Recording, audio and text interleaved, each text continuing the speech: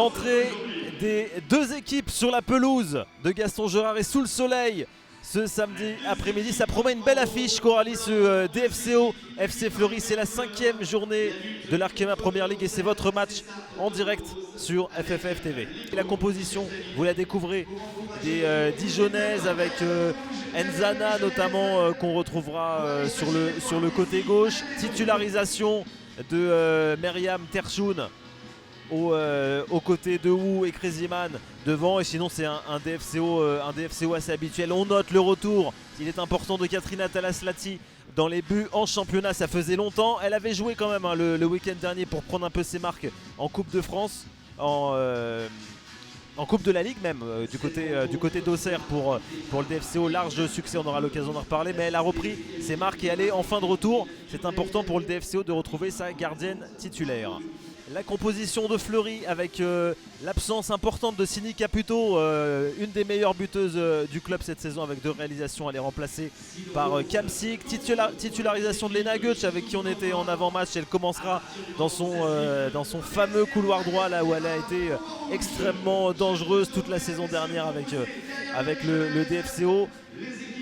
Laurent à droite, on n'en a pas encore eu le temps d'en parler, Coralie, mais c'est une joueuse avec un palmarès énorme. Elle va à coup sûr beaucoup apporter à ce FC Fleury.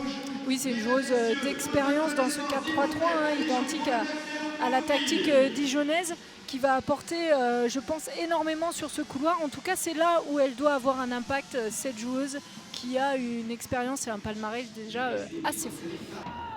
On continue de s'observer de part et d'autre. Fernandez qui a réussi à trouver Traoré, a été un petit peu enfermée, elle a quand même centré. Katrina Talaslati, elle va avoir le temps d'ajuster son centre. Charlotte Fernandez,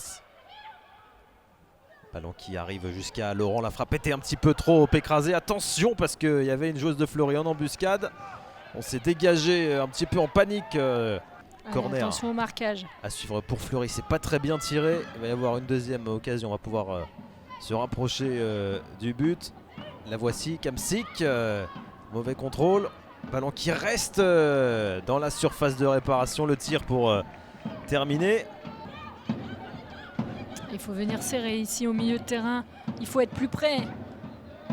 Il faut être plus près là pour arriver à bloquer. Attention à ce tête-à-tête entre Laurent et Talaslati, c'est pas terminé. La deuxième fois sera la bonne pour le FC Fleury. C'est Kamsik qui est venu trouver le chemin des filets. Elle s'était interposée une première fois, Katrina Talaslati. Mais en embuscade, Kamsik. Et assez logiquement, Coralie, le FC Fleury ouvre le score. Réclamait le ballon il y a quelques secondes quand la possession était dijonnaise. C'est un petit peu oublié à droite, la sortie de Talaslati là, du bout des poings pour dégager ce corner. Ballon qui reste pour les joueuses de Fleury avec cette tentative de Fernandez. Allez, il faut se retourner et enchaîner. Wang. On a pu trouver Myriam Terchoun, voilà, qui a pu enfin provoquer et déborder avec de l'espace. Le centre de Myriam Terchoun. Où était trop juste. Combiné très facilement avec Kamsik. Jorena pour Laurent, qui est effectivement passé à gauche. Et elle est toute seule Kamsik. Elle peut rentrer dans la surface et tirer. Plus de mouvement de ballon, plus de passes. Et plus de proximité.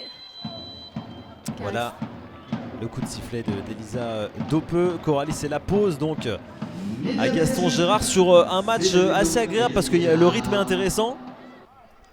Corner, pourquoi pas pour le DFCO avec Declerc. C'est plutôt bien tiré. Transversale sur cette reprise, c'est Wu, il me semble, qui est arrivé lancé. Quelle occasion de la part des Dijonnaises. J'avais l'impression que la possession était beaucoup plus dijonnaise et les statistiques nous le confirment. Qu'est-ce que ça donne les stats en possession, Coralie? Alors 54 pour Dijon. Petite avance, le centre de Crazyman, le coup de tête et le but. L'égalisation, c'est mérité. Au retour des vestiaires, c'est Wang qui a pu placer sa tête. Le DFCO qui revient dans la partie au meilleur moment. Tout est à refaire pour Fleury et tout est possible maintenant dans les têtes pour les Dijonnaises. Un but partout. On l'évoquait à l'instant, une possession bien meilleure. Vraiment une bonne lecture du jeu de Margot Véron. Djiboska avec Crazyman, toujours bien surveillé.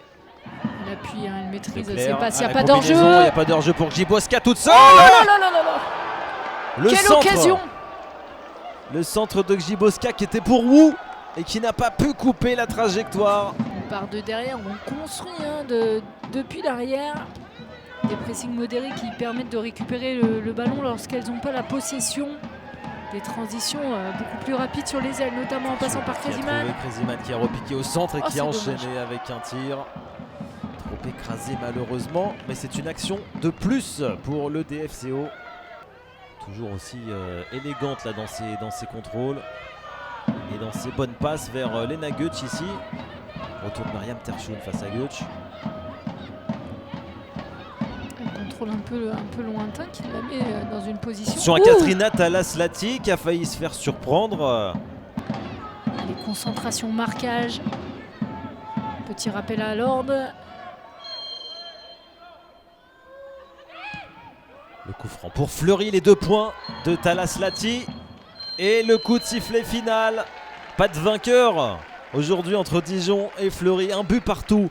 Score final. On aura assisté quand même, Coralie, à un match plaisant. Il y avait quand même un rythme intéressant. Elles se sont bien reprises, les joueuses de Pierre-Alain Picard, parce qu'une défaite leur aurait fait mal. Aurait fait mal au moral et aurait fait mal aussi au classement.